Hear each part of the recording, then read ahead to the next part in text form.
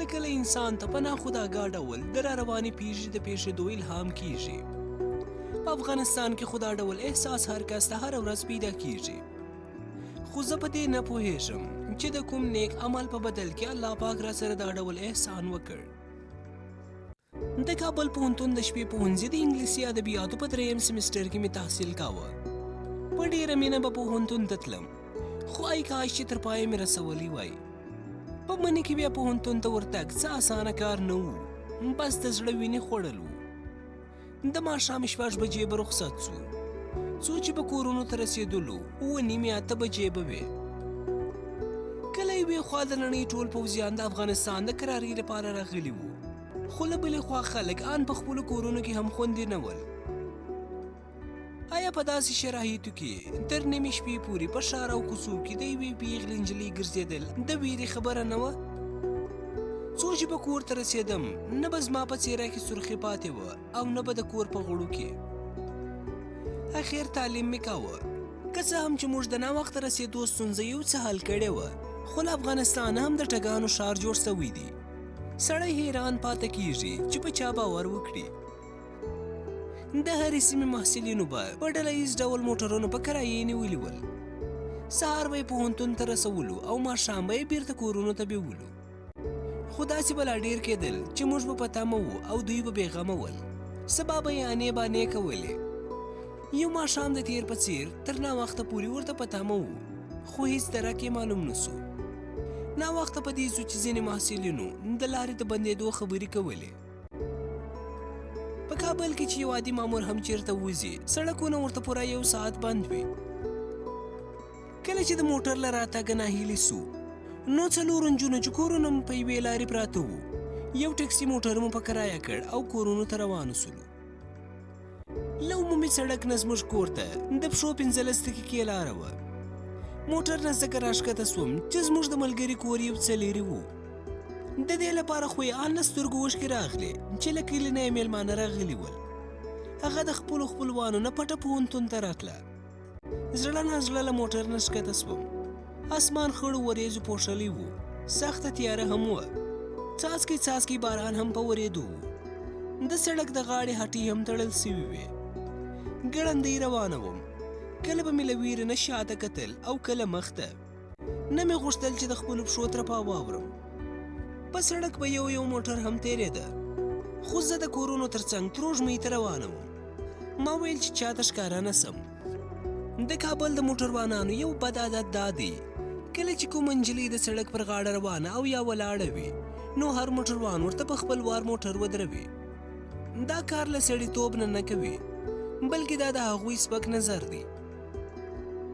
نه پوهېږم چې په کومو سوچونو کې روانه وم چې یو وړوکی موټر مې له څنګ نه په ډېرې تیزۍ سره تېر سو، خو لږ وړاندې یې سخت بریک وواهه او بیرته شاته راغلی.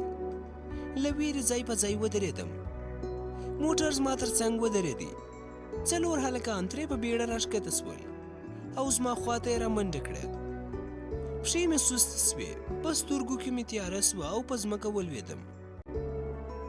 څو چې په ځان خبرېدم، د بوجۍ کڅوړه یې را په سر کړل او موټر ته یې پورته کړم. په ډېرې سختۍ مې ساه اخیسته. موټر ګړندی روان سو. هغوی په ټلیفون کې څه ویل، خو زه داسې وم لکه خوب چې وینم. غږ مې نه پورته کېدی. ژبه مې په ستوني کې وچه وه. لاسونه او پښې مې بېدمه ول. همدا چې موټر ودرېدی او د کور کراچۍ ور خلاص سو، زما سترګې هم پټې سوې. اوبو مې په سترګو رڼا کړه.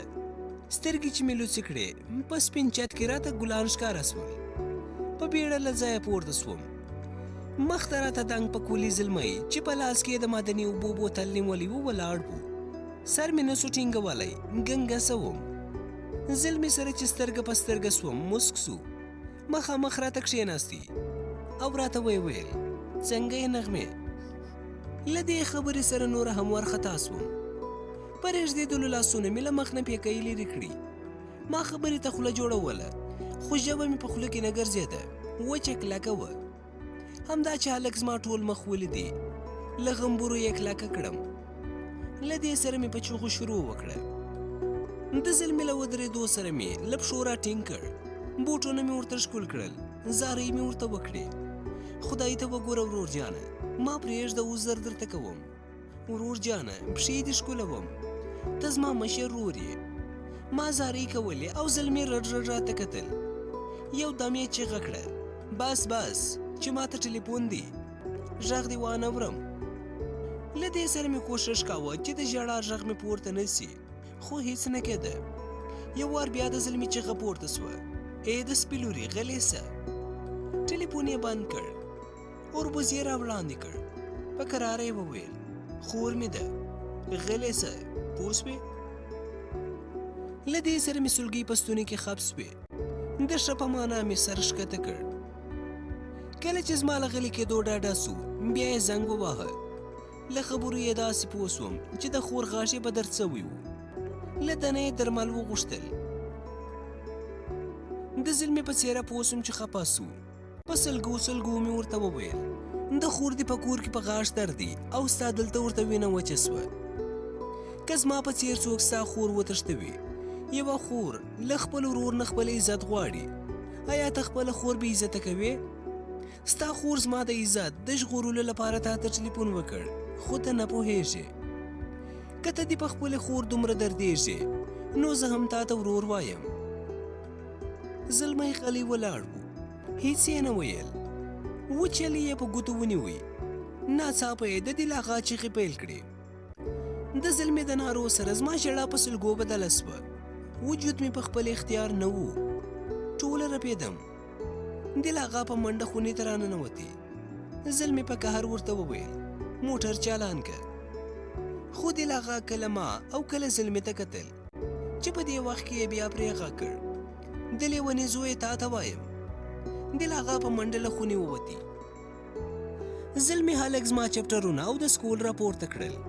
زه یې له لاسه ونیولم، ژر مې ترې لاس راکش کړ او خپله پورته سوم.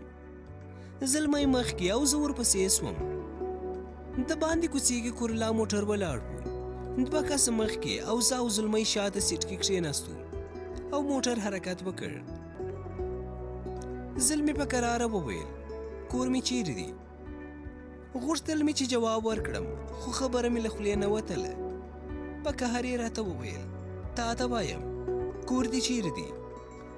په بنده بنده ژبه مې ورته وویل د دغه غفور ندیم ښوونځي له څانګه سره. زلمې په خندا وویل ښه ته خو بیا زموږ ګاونډی یې.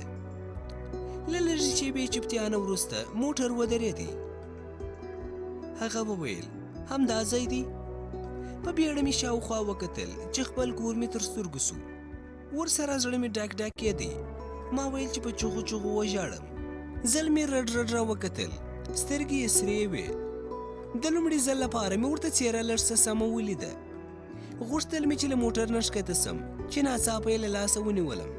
په کراره یې راته وویل ته پوهېږې چې ستا د سر د ویښتو په اندازه مې مرګونه کړي او تا غوندې نجونو باندې مې څو شپې تېرې کړي دي، خو تر اوسه مې په هیچا هم زړه نه دی دردېدلی.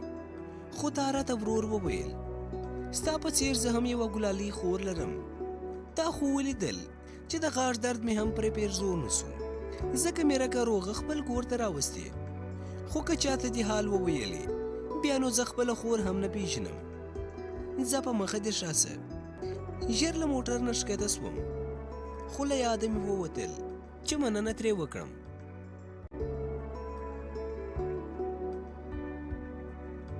قدرمنو اورېدونکو دا لنډه کیسه پر همدې ځای پای ته ورسېده. تر یوې بلې برخې پورې د الله په امان.